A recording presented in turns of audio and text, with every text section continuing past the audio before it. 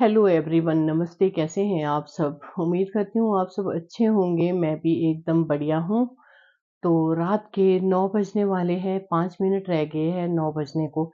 इस ब्लॉग की शुरुआत कर रही हूँ मैं रात के 9 बजे, क्योंकि मेरे पिछले 2 दिनों से तबीयत खराब है। मैं कोई ब्लॉग भी नहीं बना पाई। तो बस हमेशा ही ऐसे होता है। हाँ, जब भी मैं कॉल कॉल क्या जब भी मैं वीडियो बनाती हूँ, तुरंत कॉल आ जाता है किसी ना किसी का। पता नहीं क्या ऐसे फिक्स टाइम है। पर हाँ, ये तो मुझे उठाना ही पड़ेगा क्योंकि मेरी यूके वाली बेटी का कॉल है। क्या हो गया उनको? हेलो। उनको पहले जैसे हो गया एकदम। क्या हो गया? वो डिस्क प्रॉब्लम। कौन सी प्रॉब्लम? अरे डिस्क प्रॉब्लम जो हमेशा ही निकलती थी वो। क्या उठाया हमने? कुछ भी नहीं, झाड़ू देते देते ही हो गया। अच्छा, तो रो क्यों है? दर्द हो रही है? दर्द हो नहीं। रही है और क्या हुआ? पीना ही नहीं जा रहा था यार। तो रिंपू को बुला लो वापस। कल जाऊंगी डॉक्टर के पास ना। कल डॉक्टर को दिखाऊंगी। पापा आ गए? मासी है नीचे, मासी को बुला लो। पूरा दिन यही थी, अब भी गई नीचे।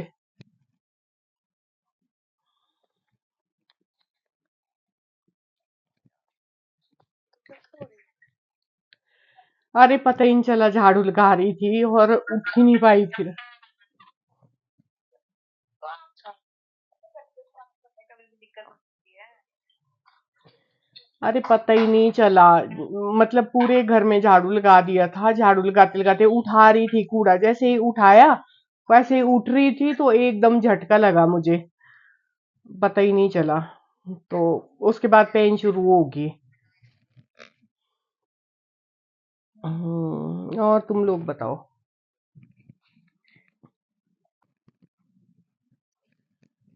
तो जैसे ही मैं वीडियो बनाना शुरू करती हूँ हमेशा ही कॉल आ जाता है। तो मेरे बच्चों का कॉल आया था, मेरी बेटियों का कॉल आया था। एक बेटी तो यहीं रहती है इंडिया में, उसको पता चल गया था कि मैं बीमार हूँ, अपने ऑफिस से कल कॉल कर रही थी। उसने बताया होगा दूसरी बेटी को जो यूके में रहते हैं उसको। तो फिर उसका भी कॉल आ गया। सभी ने मिलकर किया था ग्रुप कॉल। तो बस वो तो रिसीव करना ही होता है मुझे, चाहे जो मर्जी हो जाए। तो इसीलिए मैंने वीडियो को भी कट किया। तो मैं क्या बोल रही थी, मेरे ना 2-3 दिन से बहुत ज्यादा प्रॉब्लम है। वैसे तो परसों रात तो मैं एकदम ठीक थी, पिछले कल क्या हुआ, सुबह सुबह मैं जैसे ही झाड़ू लगा रही थी, झाड़ू लगा के मैंने इकट्ठा कूड़ा किया और उसको उठाने की कोशिश कर रही थी। जैसे ही मैंने कूड़ा उठाया वैसे मैं उठ ही नहीं पाई। जैसे ही उठी वैसे ही मेरे को डिस्क पेन, मतलब कि जो भी है बैक पेन, मेरे को वो शुरू हो गई। और मेरे को ना इतनी ज़्यादा पेन होती है कि पूछो मत। तो मैं कंट्रोल नहीं कर सकती हूँ वो दर्द, इतनी ज़्यादा दर्द होती है। क्योंकि मुझे पता है बहुत सारी साल होगी ऐसी, बहुत सारे मतलब कि 4-5 साल से वो कंटिन्यूस है मेरे वो दर्द। ऐसा नहीं है कि हर रोज़ ही रहती है, कभी कभार ना बीच-बीच में निकलती है। तो मैंने उसका ट्रीटमेंट भी बहुत ज़्यादा करवाया है। डॉक्टर भी बोलते हैं कि आपको डिस्क प्रॉब्लम है, एमआरआई भी करवाया, जो भी है सारे ट्रीटमेंट करवाए, पर मेरे को कोई रिलीफ नहीं मिला। तो किसी ने मुझे बताया था, वो भी रीना ने ही बताया था मुझे कि उनके कोई नॉन है, उनके भी यही हालत है, वो बेड से नहीं उठ पाते थे। तो उन्होंने बताया था कि हरियाणा में कोई ऐसे डॉक्टर बैठते हैं गुरुद्वारे में। डॉक्टर क्या नाम होगा उनका, सॉरी मैं नाम भूल गई। याद आएगा तो मैं ज़रूर बोलूँगी। और हर चीज़ मैं अपने पास रखती हूँ क्योंकि मुझे स्वेटिंग बहुत ज़्यादा होती है। तो मैंने टॉवल खुद के पास रखा है, जो भी मेरी ज़रूरत की चीज़ें होती है। और ये मैंने दुपट्टा रखा है, बेल्ट मैं पहन नहीं सकती हूँ तो दुपट्टा बाँध लेती हूँ। और साथ के साथ जो भी है मैंने गर्म पानी के सेक दिए हैं इसी बॉटल से। तो और ये पावर बैंक, हर चीज मेरे आसपास रहेगी, जो भी मेरी जरूरत की चीजें हैं। तो हमेशा ही बहुत लोगों को ये भी लगता होगा कि व्यूज़ के लिए ऐसा करते हैं, ऐसा बिल्कुल भी नहीं है। व्यूज़ के लिए नहीं होता है ये सब बोलते हैं ना कि अब जब आप लोग आ गए हैं सोशल मीडिया पे, आपका अपना एक परिवार बन जाता है सोशल मीडिया। तो वैसे ही कोई भी सुख-दुःख हो तो ज़रूर शेयर करना चाहिए वहाँ पे। तो मैं हमेशा ही वीडियोज़ बनाती थी। पिछले कल और आज मैंने नहीं बनाई है, जो भी मेरे पास पुरानी वीडियोज़ या फ़ोटोज़ पड़ी थी, बस वही मैं अपलोड करती रह गई। और पिछले कल हुआ यूँ, जब मेरे को दर्द निकली, तो मैंने रीना को बोल दिया, रीना, रीना तो मेरे हर टाइम, मतलब कि मैं क्या बताऊँ, ये नाम ही कुछ ऐसा है, उसके बिना तो मैं कुछ भी नहीं कर सकती हूँ। रीना की और मेरी खुद की जो स्टोरी है ना, वो मैं किसी दिन ज़रूर शेयर करूँगी आप सभी से। हम कैसे मिले, कहाँ मिले, जो भी है मैं हर बात आप सभी से शेयर करूँगी ज़रूर रीना के साथ बैठ के किसी दिन। तो आज से नहीं है, हम लोग 30 सालों से जानते हैं एक-दूसरे को। पहले रीना हमारे पास ही हमारे यहाँ रहती थी। नाम है सिर्फ़ कि भई वो रेंट में रहती है हमारे यहाँ, पर ऐसा कुछ नहीं है मेरे लिए। पैसा कोई मैटर नहीं रखता है, मुझे इंसान कमाने हैं अपनी लाइफ़ में, क्योंकि जो मिलने बहुत मुश्किल हो जाते हैं आज के ज़माने में। तो रीना मेरे लिए ऐसी है, मेरी बहन, मेरी फ्रेंड, मेरी हस्बैंड, मेरी दोस्त, जो भी बोलो आप। मतलब पूरे फ़र्ज़ निभाती है। सॉरी, जो मतलब कि हस्बैंड मैंने इसलिए बोला है, जो हस्बैंड का फ़र्ज़ होता है ना एक, कि अपनी वाइफ़ को देखें, वो कैसी है, बीमार है तो उसको डॉक्टर के पास लेके जाएँ। बहुत सारी चीज़ें होती है कि ज़रूरी नहीं है कि एक ही चीज़ के लिए हस्बैंड और वाइफ़ का रिश्ता होता है। बहुत सारी चीज़ें ऐसी होती हैं, जो हस्बैंड का कर्तव्य बनता है कि उनको पूरा करे, क्योंकि उनकी जॉब ही ऐसी है, वो अपनी जॉब पे रहते हैं। तो मेरे उनके सारे जो काम है ना, वो रीना करती है। हॉस्पिटल ले जाना, मुझे खाना-पीना देना और मेरी देख-रेख करनी, मेरे डॉग्स, मैं दिखाऊँ आपको अभी भी, ये देख लो। अभी शायद आपको नज़र नहीं आ रहा होगा, ये मेरी रॉक्सी लेटी है यहाँ पे। तो ये सारे काम जो है ना, रीना करती है। सॉरी, कैमरा थोड़ा-सा टेढ़ा लग गया है। और रीना करती है ये सारे काम मेरे।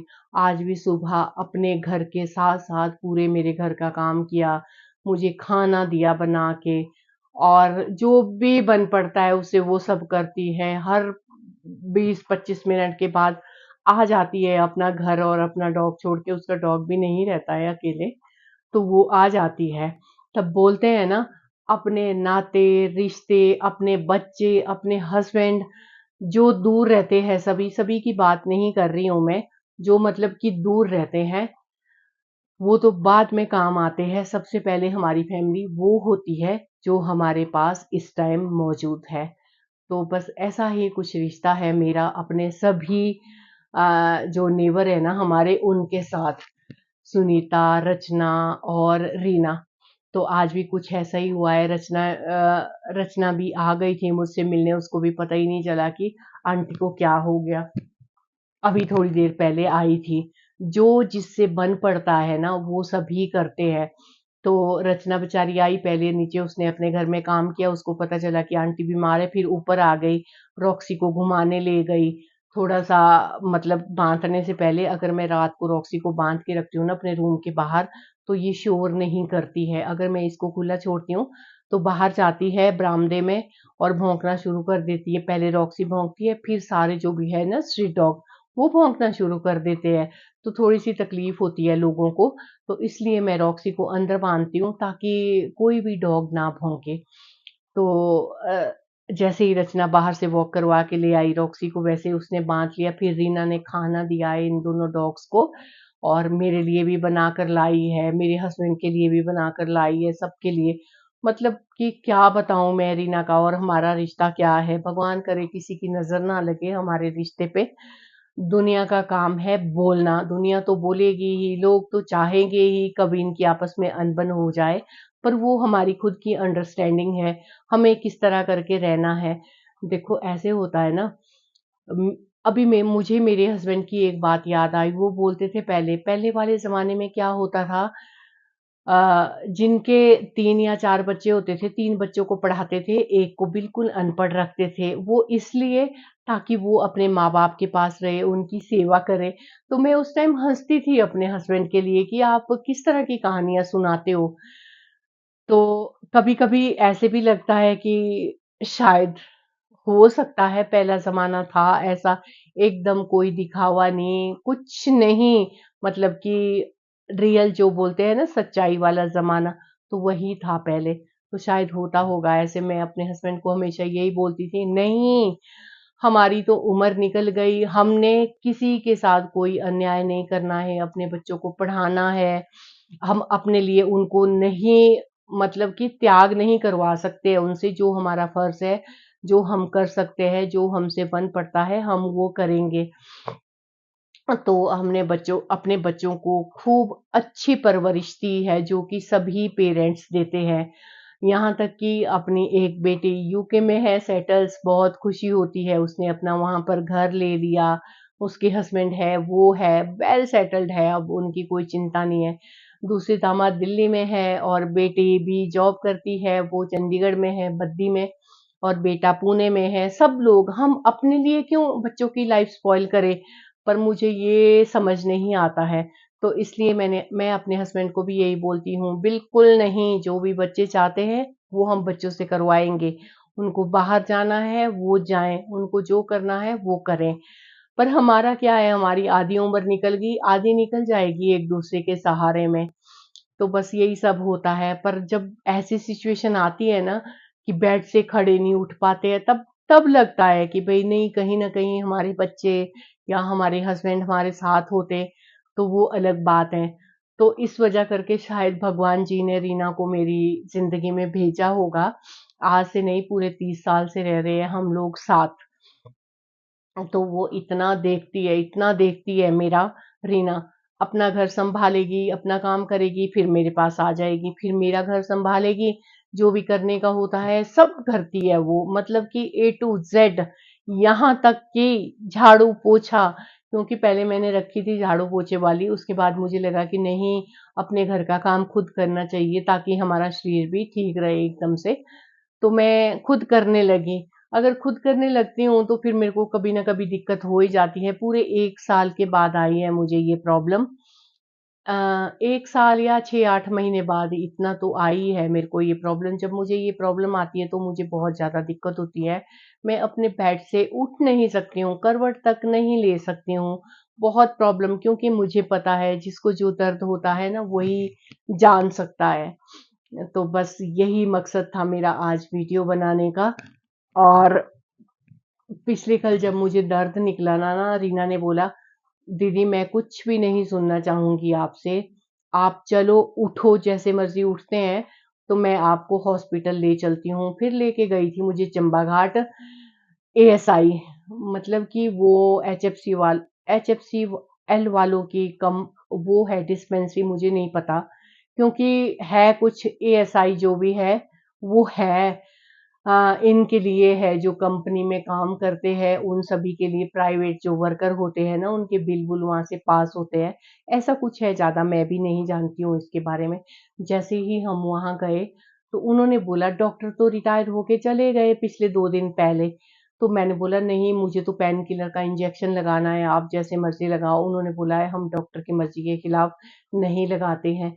तो हम बाहर आ गए थे वहाँ से, चलो कोई बात नहीं, हम देखते हैं कहीं और चले जाते हैं, क्योंकि दर्द इतना असहनीय था कि उसका इंजेक्शन तो मुझे लगाना ही था। तो फिर बाहर हम किसी शॉप वाली कोई सुषमा जी है, हम भी उनसे पहली बार मिले हैं, तो उनके साथ काफ़ी सारी बातें करने लग गए। और उतने में जो वो लेडी डॉक्टर बैठते थे ना वहाँ पे, सविता नाम है शायद से उनका, तो वो आ गए। मैंने बोला मैम मैं तो आपसे ही मिलने आई थी, मुझे ऐसे-ऐसे तकलीफ थी बहुत ज़्यादा। तो उन्होंने बोला दाँतों के डॉक्टर अंदर बैठे हैं, तो उनसे आप स्लिप पे लिखवा लो, तो पेन का इंजेक्शन लगवा दो आप। फिर मैं अंदर गई, दोबारा से देखती हूँ तो वैसे ऐसा नहीं होना चाहिए। हॉस्पिटल डिस्पेंसरी में आप लोगों को गवर्नमेंट सैलरी देती है, किस चीज़ की देती है? तो वो सभी लोग मस्त थे, व्यस्त थे अपने-अपने रूम में, तो 2:30 बज चुके थे। हम कब तक वेट करते रहते हैं वहाँ पर। फिर मैं गई, मैंने डॉक्टर साहब का रूम का दरवाज़ा नॉक किया और बोला कि डॉक्टर साहब क्या हो रहा है ये सब? ना कोई स्लिप बनाने के लिए यहाँ पे बैठा है, ना कोई इंजेक्शन लगाने के लिए यहाँ बैठा है और सबके आपका भी रूम का डोर जो है ना वो बंद है। तो डॉक्टर साहब ने बोला ऐसा कुछ नहीं है, पिछले कल या परसों डॉक्टर यहाँ से रिटायर होके गए हैं, तो वही आए थे आज हमसे मिलने। तो उनके साथ थोड़े से बिज़ी थे, हम समझ सकते हैं कि उनके साथ बिज़ी थे, पर ऐसा नहीं होना चाहिए। और भी पेशेंट थे वहाँ पे, काफ़ी सारे थे, 4-5 लड़के खड़े थे लाइन में और मैंने भी बोल दिया कि भई ऐसे नहीं होना चाहिए। तो उन बच्चों ने भी बोला कि कंप्लेंट बॉक्स है मैम यहाँ पे, आप कंप्लेंट भी कर सकते हैं, हम सभी लोग। तो मैंने बोला चलो ऐसा कुछ नहीं है, छोड़ दो, मैं तो हालाँकि पहली बार गई थी एसआई में। तो मुझे तो इंजेक्शन लगवाना था और इंजेक्शन भी ऐसे लगाया, इंजेक्शन लगाया मुझे, मैं वो थोड़ा-सा आपको शेयर कर दूँगी इसी वीडियो में। तो मेरे ना ब्लीडिंग ही नहीं रुकी, जहाँ उन्होंने इंजेक्शन लगाया था तो मेरे ब्लड निकलता रहा। बोलो ऐसा तो मुझे ज़िंदगी में पहली बार हुआ है, जहाँ इंजेक्शन लगा है, वहाँ मेरी ब्लीडिंग ही नहीं रुक रही है, ये क्या बात हो गई? और व्हाइट कमीज़ पहनी थी मैंने और वो पूरी लाल हो गई। रीना ने देखा कि भई दीदी इससे तो ब्लीडिंग हो रही है। तो मैंने बोला चलो रीना कोई बात नहीं, इंजेक्शन लगा दिया ना, शायद मेरे को आराम मिलेगा। तो हम इंजेक्शन लगा के घर आ गए। साथ ही जो हमारे ये स्ट्रीट डॉग है ना, बोलते हैं ना इंसान साथ छोड़ सकता है पर जो ये डॉग्स हैं ना ये कभी भी आपका साथ नहीं छोड़ेंगे। और यहीं से वो लोग हमारे पीछे-पीछे आए और पूरे डिस्पेंसरी तक पहुँच गए हमारे साथ। हम उनको भगाने की कोशिश बहुत ज़्यादा की है रास्ते में, पर वो नहीं गए हैं। तो जब हम डिस्पेंसरी में पहुँचे, हॉस्पिटल ही निकल रहा है मेरे मुँह से। जैसे ही हम डिस्पेंसरी में पहुँचे चंबा घाट, वैसे ही वो डॉग हमारे साथ और लाइन में खड़े हो गए हमारे पीछे। तो मुझे बहुत ज़्यादा अजीब भी लगा, तो जो वहाँ पे स्टाफ था, उनमें से एक लेडी थी, मैं तो नहीं जानती, उन्होंने बोला मुझे, "मैम मैंने आपको देखा है।" मैंने बोला, "शायद देखा होगा, मुझे नहीं पता, मैं नहीं जानती हूँ आपको, आप कौन हो?" तो उन्होंने बोला कि, "आप ब्लॉगिंग करते हो?" मैंने बोला, "हाँ जी।" तो मैंने आपको ना बोलो उसमें देखा है, ब्लॉगिंग करते हुए आपकी वीडियोज़ देखी है। मैंने बोला, "चलो थैंक यू, बहुत अच्छी बात है कि आप वीडियो के थ्रू मुझे पहचानते हो।" तो बस ऐसे ही थोड़ी बातचीत हुई जो भी है, जब मैं इंजेक्शन लगाने गई तो वो जो स्ट्रीट डॉग है ना वो मेरे पीछे-पीछे डॉक्टर के केबिन तक पहुँच गए। तो उन लोगों ने बोला कि बाहर हटाओ इनको, बाहर हटाओ। ज़रूरी नहीं है कि हमें पसंद है तो सबको ही पसंद आए। तो हम लोगों ने बाहर हटाया उनको, बेचारे डॉग बच्चे वहाँ बैठते रहे। मैंने पिछली कल भी वीडियो में डाला था ये कि हमारे जो स्ट्रीट डॉग है ना हमारे साथ आए, वहाँ पर इंसान साथ दे ना दे, पर ये डॉग्स जो है ना ज़रूर साथ देंगे। फिर वो बैठे रहे, मैंने दरवाज़ा बंद कर दिया था, फिर जाके इंजेक्शन लगवाया और फिर हम आगे, मैं ज़्यादा देर वहाँ नहीं रुकी, गुस्सा तो मुझे ऐसे ही भी आ रहा था क्योंकि देख लो जो जितने भी है ना, सरकारी हॉस्पिटल है, चाहे बैंक है, कोई भी है, इतनी केयर नहीं करते हैं अपने कस्टमर की, चाहे लाइन में खड़े रहे, मर रहा होगा कोई भी, फिर भी उनको कोई परवाह नहीं है। तो ऐसा नहीं होना चाहिए, तो इसीलिए शायद ज़्यादा प्रेफ़र करते हैं लोग प्राइवेट की तरफ जाने का। प्राइवेट हॉस्पिटल हो गया, प्राइवेट स्कूल हो गया, प्राइवेट बैंक हो गया, जो भी है। कम से कम काम तो फटाफट होते हैं और इसी तरह करके अपने कस्टमर को रिस्पेक्ट भी देते हैं। तो बस जैसे ही हमने इंजेक्शन लगाया वैसे ही घर आ गए। पिछले कल तो मैं कोई ब्लॉग नहीं बना पाई, तो सोचा अभी खाना भी खा लिया, रीना बनाकर लाई थी और ब्लॉग बनाना शुरू कर दूँ, बता दूँ कि मैं किस कंडीशन में हूँ। आप लोगों से ज़रूरी है मेरा बताना। तो बीच में बच्चों का कॉल आ गया, सॉरी थोड़ा-सा मैं इमोशनल भी हो गई थी। बच्चों ने बोला कि आप रो क्यों रहे हो? मम्मी, मुझे पता है जब भी मेरे बच्चों का कॉल आता है तो मुझे रोना आ जाता है। मैं चाहे जितनी मर्ज़ी कोशिश करूँ ना अपने इमोशन कंट्रोल करने के, नहीं होते हैं मुझसे। पता नहीं, मैं बहुत कोशिश करती हूँ कि मैं स्ट्रॉन्ग बनूँ पर ऐसा नहीं होता है। जब भी मेरी बेटियों का कॉल आता है, मेरे बेटे का कॉल आता है तो मैं इमोशनल हो ही जाती हूँ उनके सामने। तो बस यही सब चीज़ें आपसे शेयर करती हूँ, मिलती हूँ कल सुबह अगर ठीक हुई तो नेक्स्ट ब्लॉग में। तब तक के लिए bye bye, good night, take care everyone.